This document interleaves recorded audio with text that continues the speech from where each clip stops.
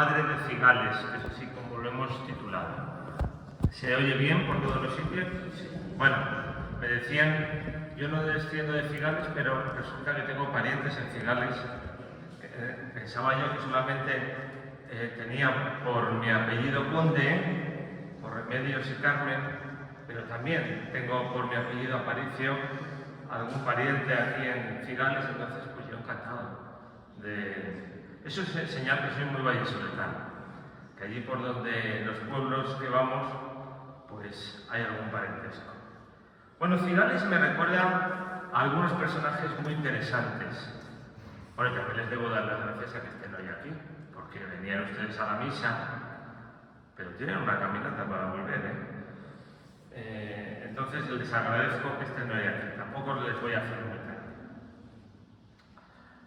Cigales me recuerda a algunos personajes muy interesantes que debo comenzar citándolos, aunque no tengan a priori mucho que ver con la Virgen de Viloria. En primer lugar, a las mujeres de la Casa de Habsburgo. En Cigales viven y también muere una de las hermanas del emperador Carlos V, como ustedes ya saben, María de Hungría, el 18 de octubre de 1558. Después del fallecimiento de su hermana Leonor, en febrero de ese mismo año en Badajoz, y tanto María como Leonor fueron dos mujeres política y afectivamente muy importantes para su hermano, el emperador Carlos, que también habría de morir ese año en 1558, un 21 de septiembre, en el monasterio de Yuste.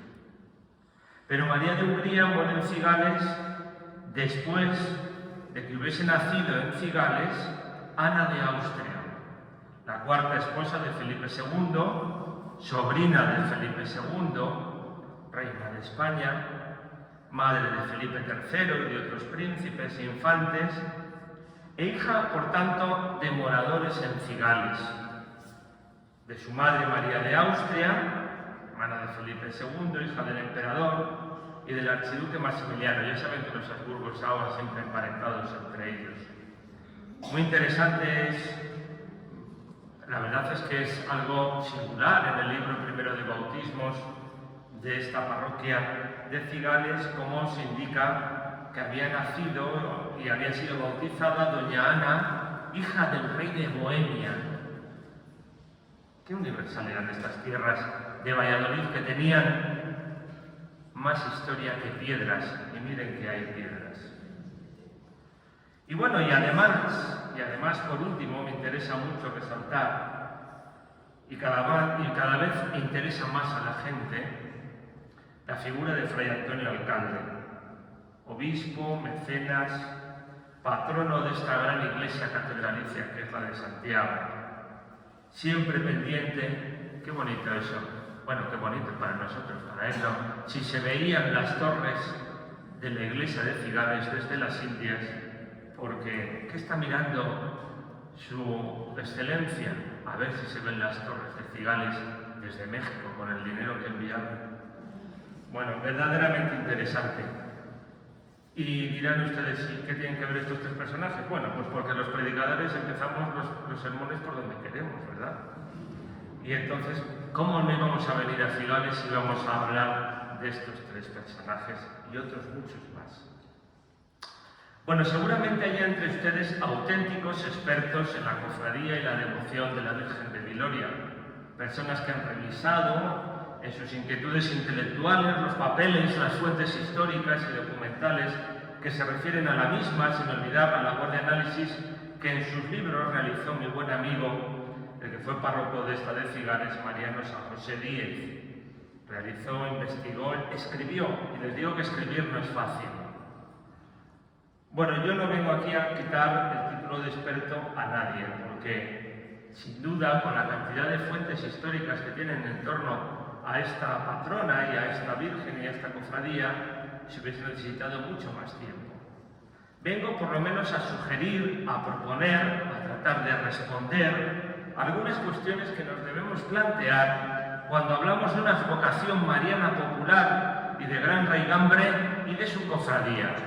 Parece que cuando vemos una Virgen nos dice poco, pues nos dice muchísimo. Porque con las patronas no tenemos por qué hacer una historia, que yo no censuro, una historia piadosa y de milagros. La historia de una advocación mariana y de su cofradía plasma muchas preocupaciones, inquietudes de la vida cotidiana de nuestros antepasados y ojalá también de nosotros en los tiempos actuales. Uno que viene desde fuera se podría pensar que la Virgen de Viloria es la patrona de Cigales, y no es así. Por tanto, debemos empezar definiendo papeles. Jean Delimot, en un interesante libro titulado El miedo en Occidente, nos define cuáles eran los temores de una sociedad como la de nuestros antepasados, de la que somos herederos. Nosotros también tenemos miedos, algunos de estos miedos los compartimos con los que nos precedieron, y aunque nos creíamos todopoderosos, la historia reciente nos ha proporcionado importantes lecciones en esto de los miedos. En una sociedad rural, sacralizada, como era la medieval, la moderna, incluso la contemporánea, se necesitaban protectores contra numerosos males e imprevistos que producían efectos nocivos en mentalidades que eran, y valga la redundancia, poco previsoras. Para todo ello existían, como iremos desgranando, santos protectores, imágenes milagrosas, taumatúrgicas, que significa eso, milagroso, especializadas incluso en narrativas que escuchaban, que eran de eficacia probada. Había un anuncio antes que decía esto de la eficacia probada. Bueno, pues las devociones eran de eficacia probada, dentro de espacios perfectamente definidos para su culto.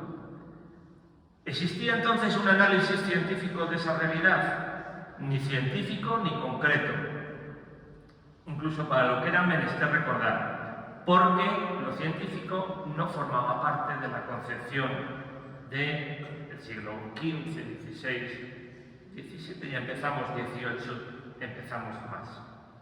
Por eso se afirmaba, por ejemplo, que desde tiempo inmemorial la patrona de Cigales era Santa Marina. Y así lo afirmaban los hombres del municipio en el siglo XVIII. Y eso que en la mencionada centuria del siglo XVIII ya se empezaba a hablar de cierta crítica al pasado, la Ilustración. Ninguno de aquellos contemporáneos conocía el momento en que se había empezado a asociar a esta mártir del siglo II con Cigales.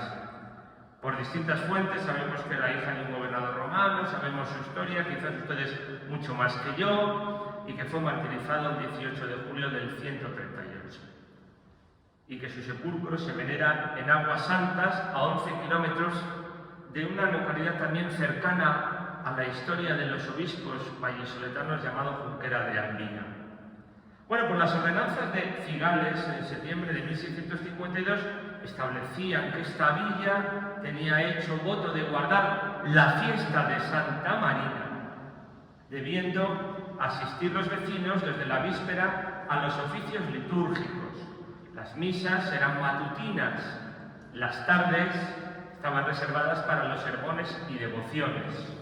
Ustedes han tenido un fraile, los frailes siempre han sido los especialistas en los sermones, más que el clero secular, que es don Alfredo. Ahora ya está todo más mezclado. Pero los frailes, el sermón del fraile por la tarde, la misa por la mañana. Bueno, pues Santa Marina podría ser el nombre de un villar, un núcleo de poblamiento, de una ermita después. Bien, no nos vamos a alargar en todo esto ni en la historia de Santa Marina, porque no vengo yo a todo esto, a hablar de ella. Pero sí que podemos decir que en los libros parroquiales de bautismos aparecerán niñas bautizadas de esta manera, porque lo de llamarse de una manera o de otra, no piensen ustedes que era baladí.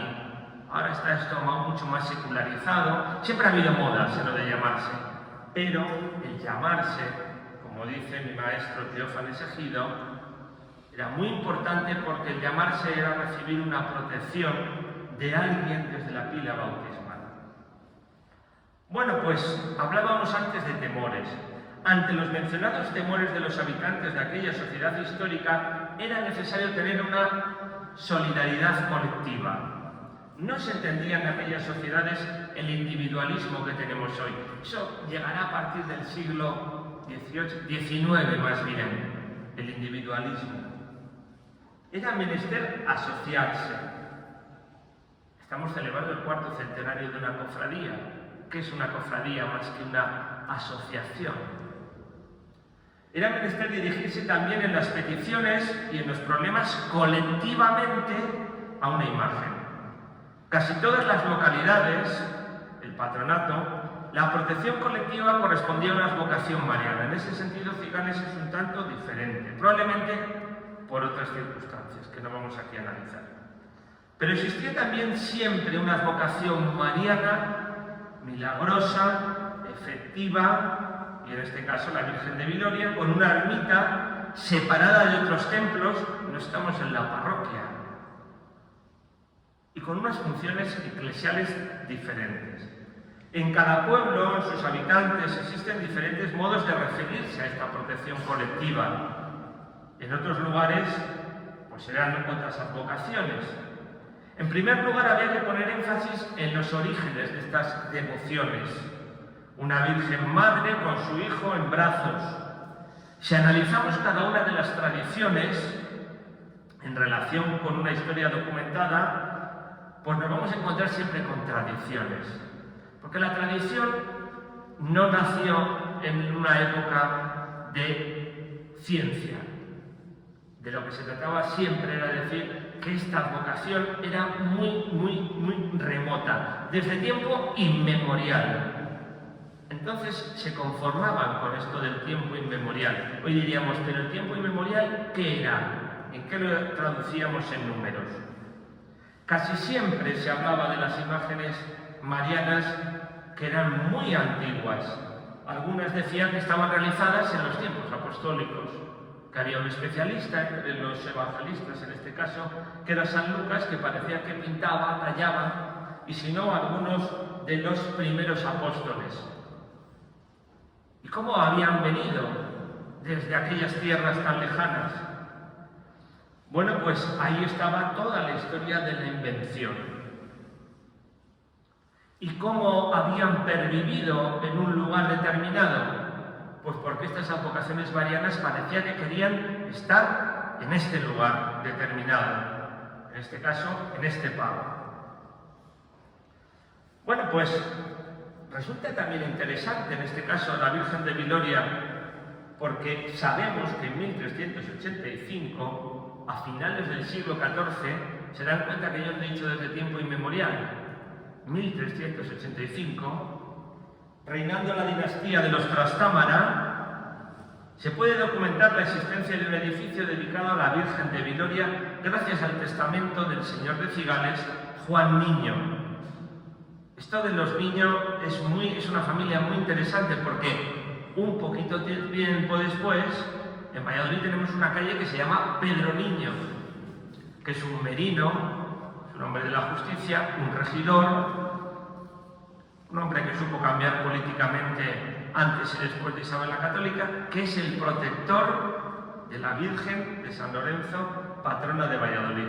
O sea que a través de los Niños, la patrona de Cigales y la patrona de Valladolid se encuentran emparentadas.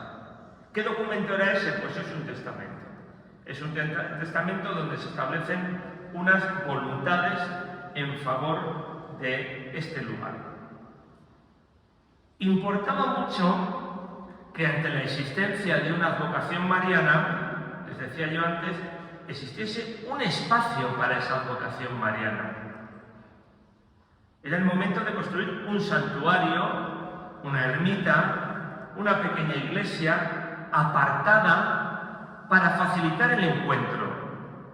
Porque algunos, no sé si habrán preguntado, ¿por qué tienen que estar andando desde su pueblo hasta este lugar? ¿No se había subido Moisés a la montaña para hablar con Dios, para recibir sus mandamientos y establecer su alianza? Bueno, pues de alguna manera, este es el lugar de encuentro con Dios. Hombre, en algunos lugares se con cierta exageración, sobre todo en Castilla, no en otros ámbitos, se habla de pico, el pico zarcero en Nava del Rey, por ejemplo, para encontrarnos con la ermita de la Virgen de los Pegotes, pero en una tierra llana, amplia, eterna, como es esta, encontramos lugares apartados, misteriosos, diferentes, sin bullicio. En Cigales hablamos del Pago de Viloria, al oeste de un altozano que recibe el nombre de los Húmedos, y entre los antiguos arroyos de Cañuelo y Ascarafuelles, como decía incluso la regla de la cofradía de 1623, a un cuarto de legua de la villa de Cigales, decía la regla de 1623. El recordado Mariano San José pues decía que antiguamente este paraje contaba con abundancia de arbolado, olmos y matorrales. El bullicio, les decía, este es un lugar solitario, el bullicio estaba para las fiestas particulares dedicadas a la imagen, en este caso en la Natividad de la Virgen, el 8 de septiembre, 8 meses después de la concepción de la Virgen, el 8 de diciembre.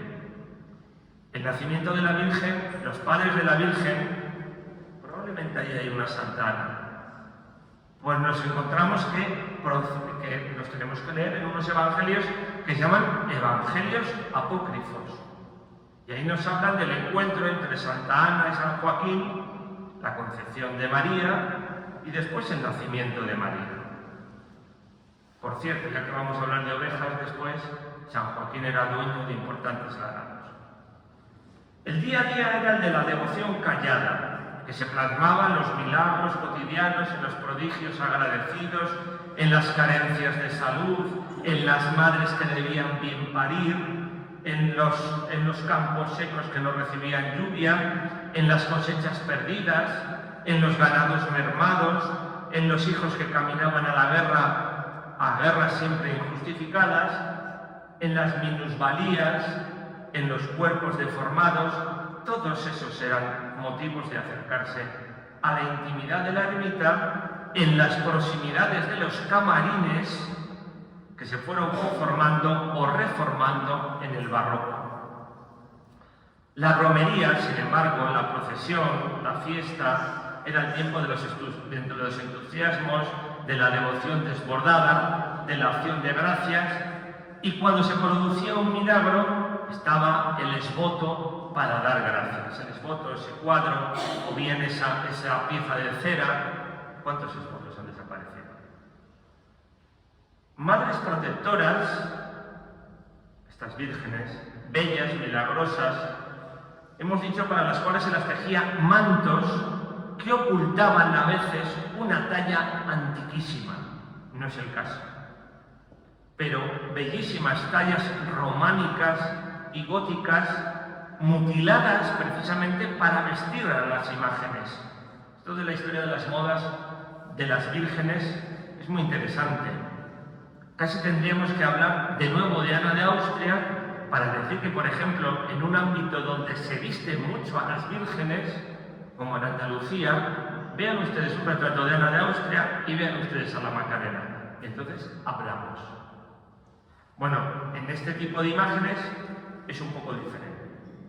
Bueno, pero esto de vestir y quién la viste y quién la desviste y dónde lo hacen, esto era muy importante. Cuando en Valladolid la Virgen de San Lorenzo fue desvestida y restaurada, las camareras no querían que se hiciese. Y menos que lo hiciese el cura. Pues al cura le podía tener un síncope si le desvestía a la Virgen. Lo tenían que hacer las camareras, por supuesto. Hay muchas historias con respecto a todo eso. Y siempre, como les he dicho antes, había que encontrar una historia o había que elaborar una historia suficientemente atrayente. No es que se quisiese mentir, pero atrayente, antigua sobre la historia de la Virgen.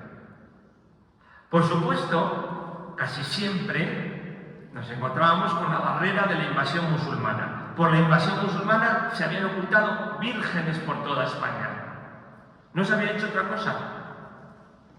Estoy pensando en la Virgen de la Peña de Francia, estoy pensando en la Virgen de Lenar, estoy pensando en la Virgen de San Lorenzo de Valladolid. ¿Qué es lo que ocurre con la de Viloria? No es la imagen original y esa leyenda no existe. No existe.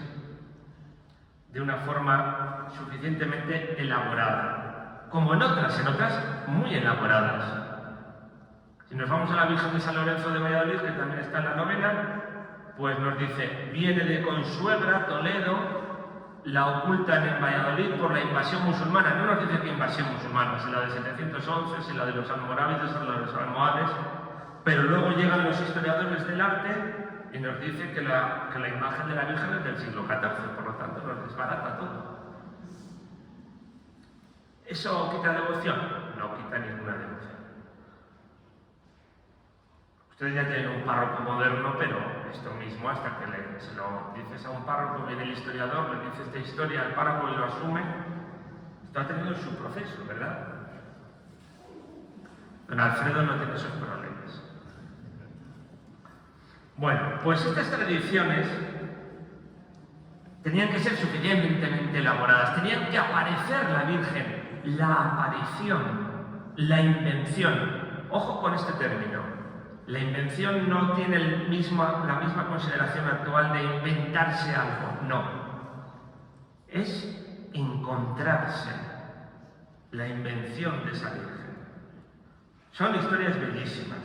Si hablásemos de la mencionada Virgen de la Peña de Francia, bellísima.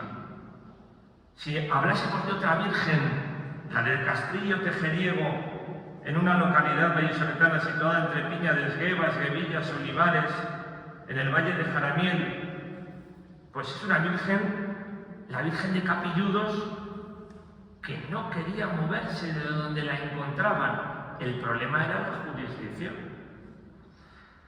Casi siempre el inventor, en el buen sentido de la palabra, del término inventor, es un sentido histórico de esta palabra, era un pastor. Un pastor. Y en este caso, es que también esta era una cofradía de pastores, pero en otras series de advocaciones nos vamos a encontrar siempre un pastor. El pastor es el mensajero de la divinidad, el que tiene que decir los deseos de esa Virgen, el que se lo tiene que decir a las autoridades eclesiásticas, que no se lo van a creer, el que les tiene que decir que quieren construir una ermita, que va a tener sus dificultades. Bueno, pues esto lo vemos repetirse en numerosas historias de la Virgen. Y como les decía yo antes, siempre en un territorio apartado. Podríamos distinguir entre ermitas, humilladeros, santuarios. Hay algunas veces que nos dicen, bueno, unos son para Cristos y otros para la Virgen. No, nos encontramos ermitas para Cristos igualmente. Quizás los santuarios se encuentran mucho más elaborados en sus distintas estancias. Nos encontramos iglesias sencillas, de una sola nave. En este caso, no es raro que la parte más antigua sea medieval, que después nos encontremos una parte del siglo XVII y que después nos encontremos un camarín del siglo casi del XVIII. Tenemos una piedra que nos dice 1696. Y miren la Virgen. La Virgen tiene detrás unas puertas. Ya la luz está decaída, pero ahí tenemos el transparente. Entra la luz para hacer un efecto teatral, también en el mejor sentido de la palabra teatral. Es decir, que el fiel que está sentado ahí o rezando se encuentre con una imagen que le deslumbra, el transparente. El transparente, los vestidos, los mantos, las distintas piezas de sus mantos, las distintas personas que debían ocuparse de estos lugares, las fundaciones, el modo de que estos lugares se sostuviesen económicamente, las tierras, las viñas de su propiedad, las ovejas de su propiedad, la venta de carneros, la venta de miel, y ya estoy hablando de esta ermita, la ayuda también de la parroquia y la vinculación de las instituciones con esta ermita. En este caso, el cabildo que existía, un cabildo, es decir, una reunión de distintos eclesiásticos en torno a la parroquia. Disponemos además de lo que se llama verdadero retrato de Nuestra Señora de Viloria, es decir, una ilustración, un grabado, que procede en este caso de un cepillo manual para la realización de colectas, tanto en la ermita como en las calles. Un grabado de principios que podría ser anterior a 1708, donde el retablo no es el actual. Un retablo donde nos encontramos a San José, a San Juan Bautista, y estaba coronado por un calvario. Estas ermitas, y eso lo ha favorecido muchísimo su conservación, no estaban custodiadas normalmente por órdenes religiosas. Las órdenes religiosas estaban para los conventos. Podía haber algunas advocaciones marianas muy notables en conventos. Por ejemplo, Monasterio de Prado de Valladolid, Jerónimos, actualmente Consejería de Cultura y Educación, creo que de Educación también, o Turismo, Cultura, Turismo, Educación. Bueno, Monasterio de Prado, pues allí estaba Nuestra Señora de Prado, que era una imagen con mucha advocación mariana. Podía haber, efectivamente, algunos monasterios con estas imágenes, pero normalmente estas imágenes eran mucho mejor. Los dominicos, hablábamos antes de la Peña de Francia, los dominicos tenían su convento de arriba, que le despoblaban en invierno, por el convento de abajo, para custodiar a la Virgen de la Peña de Francia. Pero el personal específico, lo he conocido antes, que se dedica a cuidar una ermita, son los ermitaños o ermitañas. Para el caso de la Virgen de Viloria, encontramos documentado entre 1595 y 1804.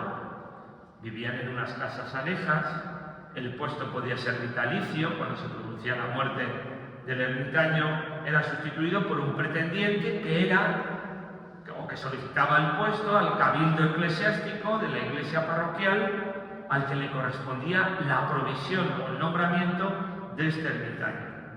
Y la presencia de estos ermitaños habitualmente ha favorecido, como les he dicho antes, la buena conservación y el mantenimiento del viejo esplendor barroco de estos lugares. Y también no siempre había cofradías vinculadas a estos lugares, en este caso sí.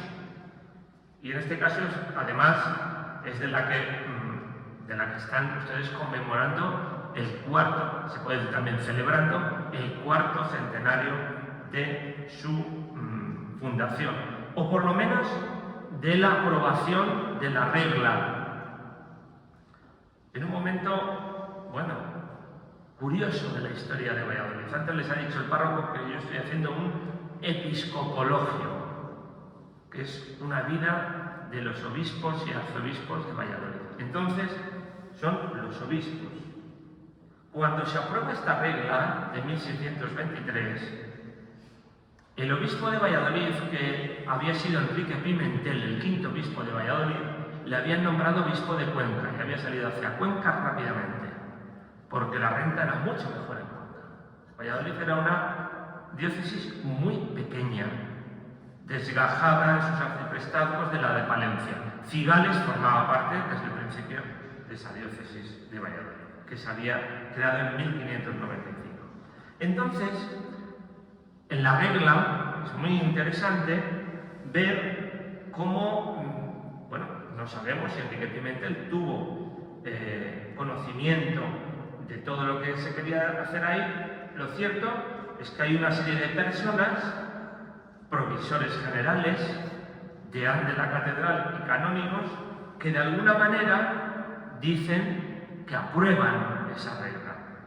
Dijeron que en la mejor forma y manera que podían, y había lugar de derecho, usando de su autoridad ordinaria, aprobaban y confirmaban, aprobaron y confirmaron la dicha regla y capítulos de ella, y sabrán y dieron licencia a los dichos alcaldes y oficiales de dicha cofradía, que al presente son y por tiempo fueren, para que libremente puedan usar de la dicha regla y capítulos de ella sin incurrir en pena alguna.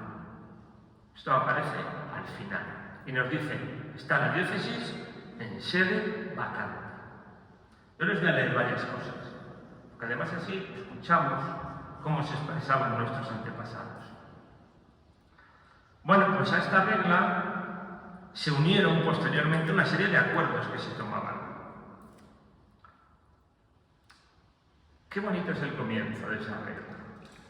Dice, conocida y manifiesta cosa sea a todos los fieles cristianos presentes como venideros, es decir, ustedes, estaban pensando en ustedes también.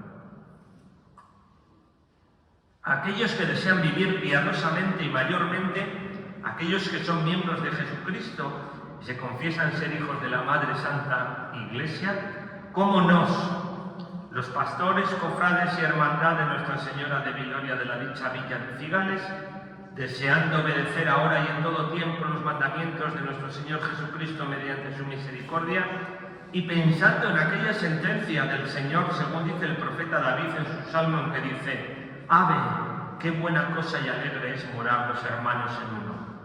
¿No? Lo que hizo esta regla tenía su conocimiento.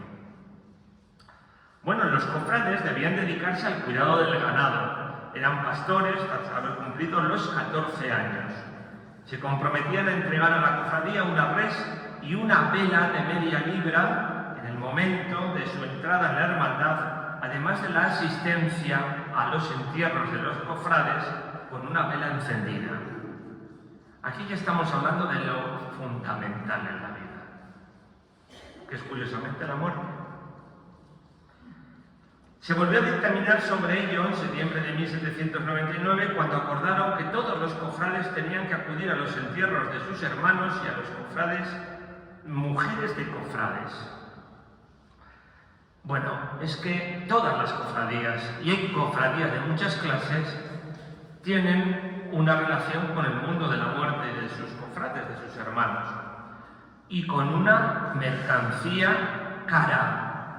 La cera era algo esencial en la cotidianidad de una cofradía y como era cara, pues tenía que llegar por distintos ingresos y por eso dicen, a la entrada de la hermandad, una res y una vela de media libra. Fíjense.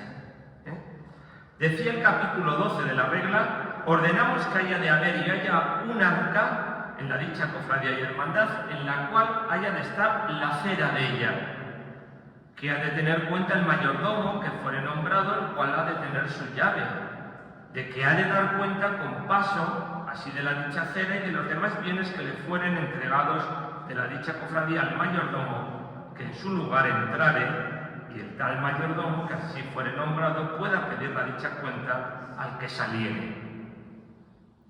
Que se pida cuentas al que saliere de ser mayordomo. Aquí lo importante era la cera, y está guardada en un arca. A Lázaro de Tormes lo importante era el pan, y su amor lo tenía guardado en un arca. Acuérdense del Lazarillo de Tormes, el arca. Por otra parte aparece la necesaria solidaridad material y espiritual en el momento de la muerte. Esto lo hemos estudiado mucho los historiadores. Lo que se llama la historia de las mentalidades, es decir, cómo se concebían las cosas. Y había que tener solidaridad material y espiritual en el momento de la muerte. Es decir, acompañar, conducir y rezar. Rezar para conseguir la intervención de los vivos en el destino de los muertos. Los sufragios, por tanto. Cuando dicen esto va a ocurrir por siempre jamás, cuando antes estaban diciendo a los que vinieren en el futuro, no sabían ¿cómo se lo iban a imaginar? Que iba a venir una desamortización, que iba a venir una secularización, que esto iba a cambiar, un cambio de mentalidad total. Si nosotros no sabemos lo que va a pasar en poco tiempo, fíjense lo que iban a... Ellos pensaban que esto iba a ocurrir por siempre, jamás. Y lo tenían todo atado y bien atado. El mundo de las mentalidades. Hay que ver las obligaciones que tenían estos cofrades, asistir a las 7 misas que se celebraban anualmente en la ermita por las festividades de la Virgen.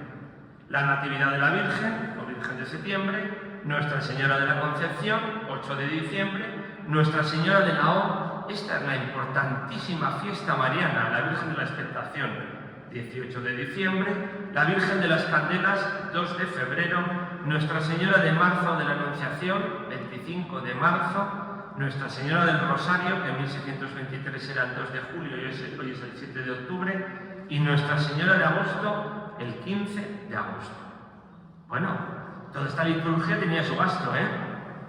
Los que elaboraban estas reglas conocían las costumbres de las cofradías y hacían una llamada a que los cofrades se llevasen bien. Esto de las cofradías. No estoy, yo soy cofrade, ¿eh? No tengo duda. De 4 cofradías. Pero los de fuera nos dicen, ni fíes ni cofradíes. Bueno, pues como nosotros nos conocemos, en el capítulo 14 de su regla dicen: ninguno de nos, los dichos cofrades, ni los que fueren adelante, se entrometan a hablar demasiado, es decir, criticar, ni ser descompuestos, elevar la voz, en los dichos cabildos ni juntas con ningún cofrade, y siéndolo por la primera vez, tengan de pena 1 libra de cera. Uy, si esto se aplicase ahora. Habiendo sido mandado callar por el alcalde de la dicha cofradía y reincidiendo en su descompostura, sea despedido de la dicha cofradía y a ella no sea admitido sino fuera en el cabildo, y siendo recibido haya de pagar lo que mandaren el alcalde y los diputados. Capítulo 14, para no discutir. Discutirían.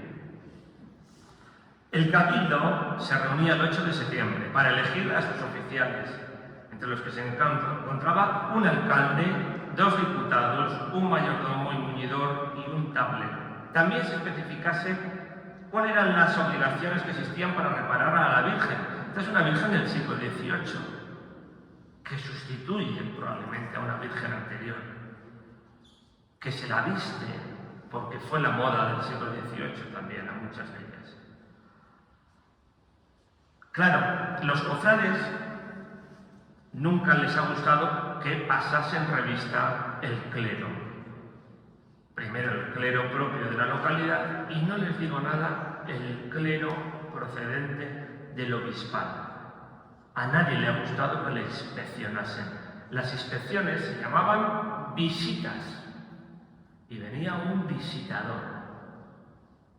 Y la visita de 1650, nunca bien recibida, resulta que a todas esas misas de las devociones de la Virgen dicen que hay que añadir otras 12 misas rezadas a las que existía obligación de asistir, con independencia de otras festividades de obligación. Bueno, al final lo negociaron con el visitador y entonces la redujeron a 3, no a 12. O sea, las de la Virgen, sí, y otras 3, el jueves de la Ascensión, acuérdense que la Ascensión es el jueves, ahora ya la han trasladado a domingo. Todos los santos y San Silvestre, con 2 responsos. Todo ello quedó regulado por una escritura de concierto de 1727 y 1730. Lo que les quiero decir con todo esto es que no todo se solucionó con la regla de 1623, sino que hubo luego otras. No otras reglas, sino otras disposiciones. En 1730, en esa escritura de concierto, se acordó entre la cofradía y el cabildo de la parroquia solemnizar la festividad de la Virgen, y por eso se estableció a través de una nueva escritura de concierto que en la víspera de Nuestra Señora subiesen 4 señores beneficiados, es decir, que tenían beneficio eclesiástico, renta, con sobrepellices, que es esa vestidura blanca sobre la sotana, capa pluvial, para cantar las vísperas con incienso el 7 de septiembre en esta ermita. Y dice que los cofrades fundaban para ahora y para siempre jamás una misa cantada con ministros, capas y cetros que se ha de celebrar en la dicha ermita y altar de Nuestra Señora de Viloria el día de la Natividad de María a las 8 de la mañana, poco más o menos, por los dichos señores curas y beneficiados de la iglesia parroquial, y después de dicha misa de salir la procesión con la santa imagen de Nuestra Señora, la cual ha de ir dando la vuelta a la tierra de la ermita que está junto a los olmos, sabemos que hay olmos entonces, o por donde pareciere más conveniente. Otra cosa son las rogativas. Para las rogativas, hasta la parroquia. Hay ordenanzas municipales que dicen que también los primeros jueves de Pascua, de Resurrección y del Espíritu Santo, se dan cuenta que el calendario nunca nos dice el 4, bueno, es inamovible, pero no nos está diciendo nunca fechas, porque todo el mundo sabía cuándo eran estas fechas. Hoy incluso a los católicos practicantes pregúntenles qué es esto de la Pascua del Espíritu Santo. Bueno, pues decimos, ordenanza municipal de 1652, que el jueves de la Pascua de la Resurrección y del Espíritu Santo de cada un año, por costumbre inmemorial, tenemos obligación de ir en procesión a Nuestra Señora de Viloria. Y junto a las misas y procesiones, todo va a ser misas, procesiones, incienso, están las comidas de hermandad. Qué bonito el texto de 1741. Esto para una historia de la alimentación, los historiadores también hablamos de la historia de la alimentación. Qué bonito es este texto. Miren, que por cuanto esta cofradía tiene por costumbre dar una comida a todos sus cofrades el día de la Natividad de Nuestra Señora, y la víspera refresco de frutas, algunos han pensado que lo de las 5 piezas de frutas es actual, y otras cosas a costa de sus efectos y rentas que mantienen los cofrades de sus propios caudales, y debiendo ser arreglado el gasto de dicha comida, se ha usado gastando más de lo que la cofradía determina, extendiéndose algunos años a dar dicha comida por 2 días continuados, en grave prejuicio de las rentas de la cofradía. No hablan del colesterol, hablan de las rentas de la cofradía.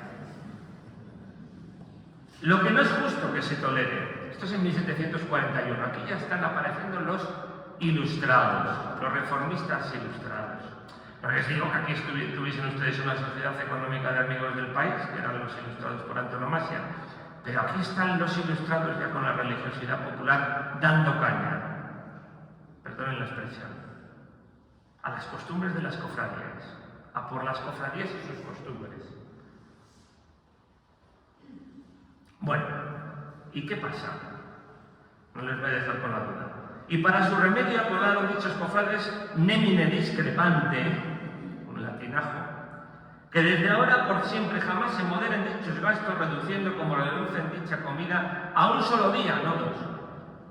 Cada año que ha de ser el de la Natividad de Nuestra Señora, la cual dicha comida se ha de componer de 2 extraordinarios y la olla de vaca y carnero, principio y postre, sin poder exceder que a los cofrades que por enfermedad u otro impedimento legítimo no pudieran concurrir a la comida, se les haya de dar por el mayordomo, pero ha de ser enviado por ella el tal cofrade, es decir, los cofrades que no pudiesen venir. ¿Qué pasaba? Y que asimismo se den de cenar a los cofrades el dicho día, componiéndose la cena de 2 platos diferentes, pero con abundancia necesaria, y que no se haga otro gasto por pretexto alguno, para cuyos gastos y para que esta cofradía y sus rentas se aumenten, cada cofrade haya de dar una cordera y el que no la tuviera 8 reales de millón. Bueno, también se estableció que se diese a los cofrades en las vísperas de Nuestra Señora la colación y el refresco acostumbrado, y como les decía, todo esto vinieron a finales del siglo XVIII los ilustrados a eliminar muchas de estas cosas. En otros sitios se mantiene, yo no sé lo que ustedes mantienen, ¿eh? Bueno, aquella cofradía que era de hombres, de mujeres, de hombres y mujeres, tema siempre curioso. Aquella cofradía fundada en 1623 estaba abierta a la participación de las mujeres devotas, estuviesen o no casadas con los pastores. Vamos a ver qué decía el capítulo 8 de su regla. No eran miembros de pleno derecho. Dice, ordenamos, si es nuestra voluntad, que puedan entrar por cofradas. También hay algunos que se creen que han inventado el lenguaje del siglo XXI, Cofrades y cofradas. Esto ya está en las reglas, es que no se lo leen. Las reglas de 1623 no se las leen en el Ministerio de Igualdad. Ordenamos, si es nuestra voluntad, que puedan entrar por cofradas de la dicha cofradía todas las mujeres devotas de Nuestra Señora, pagando cada una de ellas de entrada una libra de cera blanca en 2 velas, la cual dicha entrada ha de ser los 6 años primeros consecutivamente, y pasados no se puede admitir en ella ninguna persona de las que así pretendieren entrar por cofradas, y la mujer del cofrade haya de ser preferida a las demás que no lo fueren. El 15 de noviembre de 1634 se vuelve a tratar el tema. Admitían mujeres en la cofradía. Si era esposa de cofrade debía entregar una oveja, y si no lo era tenía que entregar 20 reales por una sola vez. La inflación. La constitución de una cofradía independiente para las mujeres data, ustedes lo saben mejor que yo, de 1957 con su propia junta directiva. Luego ya lo que tengan ustedes ahora no entro en él. Lo saben mejor que yo. Para eso estaba un plato limosnero, para todas estas cosas. Una joya realmente, según ha descrito José Carlos Brasas Ejido. Importante también la elección de camareras. Bueno, para la elección de camareras se reunían 10 eclesiásticos que componían el cabildo de la parroquia. Y también el cabildo secular de alcaldes ordinarios, con sus 4 regidores, un regidor de menores y un procurador general de la justicia, para elegir camareras. Bueno, aquí se habla de... tienen todos los mismos apellidos. Dijeron que la imagen de Nuestra Señora de Viloria, que está en su ermita extramuros de dicha villa, 1721, está agregada a dicha fábrica de la parroquia, de que asimismo sus mercedes son patronos de dicha ermita. Por eso les la eligen a la camarera. Y por cuanto el presente se halla sin camareras que vistan y adornen dicha imagen, por haber muerto Isabel Marcos de Chávez, mujer que fue del señor Santiago de Reollo Polanco, teniente de alcalde mayor de dicha villa, quien lo fue hasta el día de su fallecimiento, por lo cual pues, buscaron a otra tal Teresa Marcos de Chávez, moza soltera, hija de Francisco Marcos de Chávez y Germana Chávez. Se vuelven a repetir los apellidos. Esto era muy habitual en los pueblos. Oficios también muy importantes, los danzantes y los lanceros. Lanceros que no solamente eran portadores de la Virgen, sino que también eran importantes para el momento del entierro de los cofrades. Y todavía, y voy a volar sobre ello, me restan los milagros, porque esto todo está muy bien. Pero aquí se venía a exponer problemas. Y los milagros nos indican cuáles eran los problemas de entonces. ¿A dónde el pueblo en masa va tan unido? A la ermita a dar gracias porque ha llovido. Cuando el cielo les manda tribulaciones, a la Virgen le cuentan sus aflicciones. Y ella les da consuelo desde su ermita y todos los pesares del alma quita. ¿Cuáles son los milagros? Pues el agua, uno de ellos, la falta de agua o la mucha agua, normalmente la falta de agua. Siempre se convertía en un elemento purificador y taumatúrgico. Y agua y entre dos antiguos riachuelos. Pero especialmente eran los temores desde el nacer hasta el morir. El parto, siempre el parto un trance. Pues ahí está la Virgen y sus milagros. Siempre el viajar un problema. Pues inseguridades, por caminos. ¿Por qué hay ermitas a la salida de los pueblos? Porque hay que encomendarse a esos protectores. Tenemos aquí varios ejemplos, no solamente de la Virgen de Viloria, sino de otras vírgenes de otros muchos lugares. Las batallas y las guerras, como les decía antes, incluso tomando partido por determinados bandos. Luego lo vamos a decir para la Virgen de Viloria. Había milagros espectaculares en la convivencia entre la vida y la muerte, con resurrección de muertos. Y esas vueltas a la vida que cuando estaban a punto de ser enterrados, a lo mejor es que no estaban muertos. Entonces el esboto era la mortaja utilizada. Había milagros para el momento de casarse. Menos mal que vino el Concilio de Trento y puso las cosas en norma. Pero antes existía la promesa de matrimonio, antes de irse a la guerra. Y cuando volví a la guerra, si te he visto no me acuerdo. Y entonces la Virgen testificaba, o el Cristo. ¿Por qué piensan ustedes que hay vírgenes con la cabeza inclinada? La Virgen de la cabeza, que ha dicho sí. Porque ante esa Virgen se han prometido dos novios.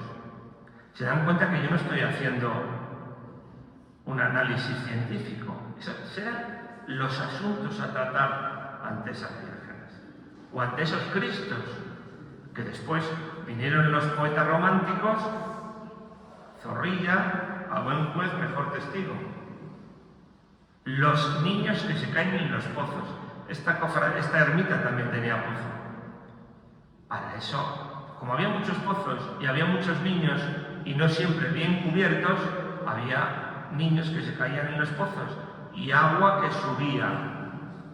La Virgen del Pozo.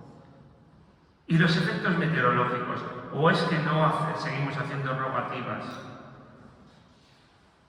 No voy a entrar si existe cambio climático o no existe cambio climático, pero el siglo XVII fue complicado climatológicamente hablando. Y los efectos extraños. La Virgen de Lenar, por ejemplo, había un convento de monjas Santa Ana de Cuéllar. Dice, estando todas juntas en oración las monjas, cayó una centella en el coro mismo, que se hallaban las religiosas, y haciendo diversos giros y movimientos, la centella, de una parte a otra, ni ella hizo daño a religiosa alguna, ni el humo, que suele ser pestilente y nocivo, maltrató a nadie, cosa que se mantuvo por milagroso, y porque se habían encomendado a la Virgen de Lenar. Y lo de la política y las devociones. Pues sí, hombre. Muchas empresas. Siempre la Virgen estaba a favor de los españoles. Pero no siempre ganaban los españoles. La monarquía católica. Podríamos poner muchos ejemplos. Pero les dije que les iba a poner un ejemplo. La Virgen de Viloria fue bajada en rogativa a la parroquia de Cigales en 1922 para conseguir el final de la guerra de Marruecos, donde eran enviados mozos jóvenes que no tenían posibilidad de redimir económicamente su servicio militar. Entonces los periódicos, 1922, hablaban constantemente del desastre de anual de 1921 y que esto de Marruecos, la guerra de españoles contra marroquíes, no se solucionó hasta el desembarco de Alhucemas, 1926. Y antes, pues la Virgen de las Angustias de Valladolid, pues salía en la guerra de Cuba, por supuesto, en favor de los españoles contra los Estados Unidos. ¿Cómo iba a haber una Virgen de las Angustias de Juan de Juni yanqui? Imposible. Y las cuestiones del campo, la falta del agua, les decía, las sequías y las plagas. En fin, que viene la noche. no les quiero entretener más, que la noche también era un motivo de temores. Lo mejor es concluir con las palabras de un maestro de los de antes, de un maestro de los que enseñaban a leer y a escribir, de esas mujeres y hombres de gran cultura. Me estoy refiriendo a un maestro suyo, a don Proto González Cimas, que escribió esto: en el campo una ermita tiene cigales, en medio de las viñas y los trigales. En ella, desde tiempos que no hay memoria, se venera una virgen, la de Viloria. A su sombra descansan los que murieron, y todos la rezaron cuando vivieron. La cantarina lengua del campanario convida a los devotos al novenario, y con fe y esperanza los cigaleños acuden a la ermita de sus ensueños. Muchas gracias.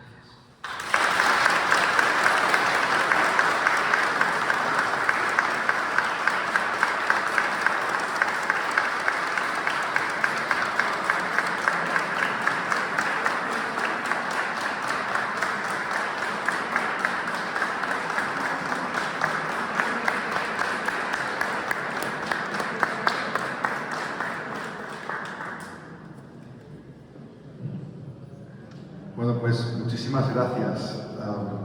Nos has quedado a todos, yo creo que sin palabras, porque las palabras las has pronunciado bellísimamente, y cuando dije al principio que es tu casa, lo digo con todas las letras, con lo que has dicho, nos has expuesto, y que deberías de volver a estar aquí entre nosotros. Muchas gracias de corazón, y te vamos a hacer entrega de un pequeño obsequio que la Cofradía Virgen de Viloria ha realizado con motivo del cuarto centenario.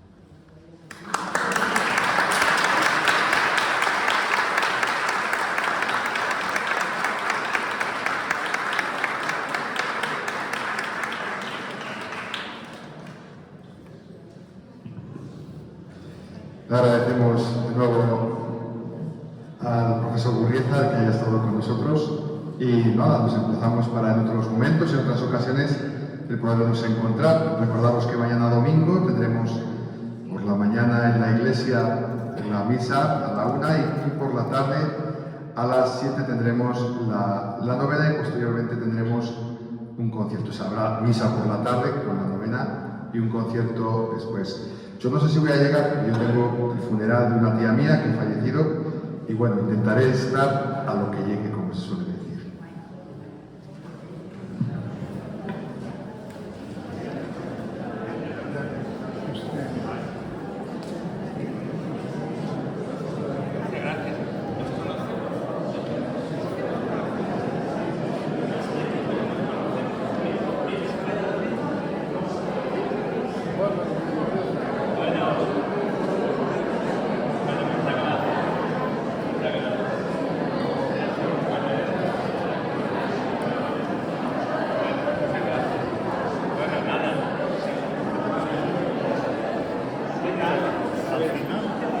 Pero voy a parar aquí. Este hombre